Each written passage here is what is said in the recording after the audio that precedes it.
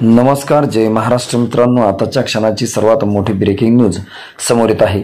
महाविकास आघाडीत उद्धव ठाकरेंवर दबाव, ठाकरे गटाच्या नेत्याचा काँग्रेसला गर्भित इशारा. काय आहे सविस्तर अपडेट मित्रांनो, जाणून घेऊया. लोकसभा उद्धव ठाकरे जागा कमी निवडून आल्यात. राष्ट्रवादी जागा स्ट्राईक रेटप्रमाणे जास्त निवडून आल्या आणि 0 सदस्य असलेल्या काँग्रेसच्या जागा जास्त निवडून आल्या. त्यामुळे थोडंसं कळत नकळत उद्धव ठाकरे दबावात आल्याचं दिसतात.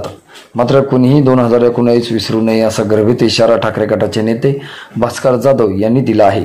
कळमेश्वर तालुक्यात आज उद्धव ठाकरे छत्रपती शिवाजी महाराजांच्या पुतळ्याच्या उद्घाटनाला येणार आहे. या निमित्ताने पूर्व विदर्भातील विधानसभा निवडणुकीची तयारीला आढावा ठाकरेंकडून घेण्यात येत आहे.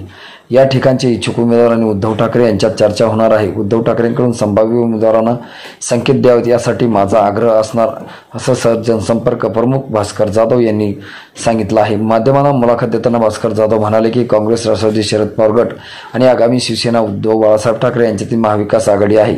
महाविकास आघाडीतील चर्चेला बाधा येईल असं मी बोलणार नाही, परंतु काँग्रेस, नाना पटोले काय म्हणतात याकडे मी बघत नाही. माझा पक्ष काय सांगतो, माझ्या पक्षाची ताकद या भागात किती आहे हे पुराव्यानिशी सिद्ध करायला मी बैठकीला तयार आहे. 2090 ते 2019 पर्यंत पूर्व विदर्भ भागात शिवसेनेचे किती निवडून आलेले याचा सगळा मी अभ्यास केला आहे. त्यावेळेस सर्व लांब असलेले लोक मी जवळ केलेत.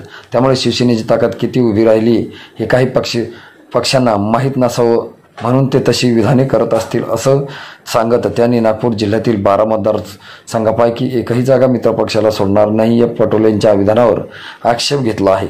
मित्रांनो, तुम्हाला काय वाटतं? तुमची प्रतिक्रिया आम्हाला नक्की कळवा. भेटूया पुढच्या व्हिडिओमध्ये. तुर्तास धन्यवाद.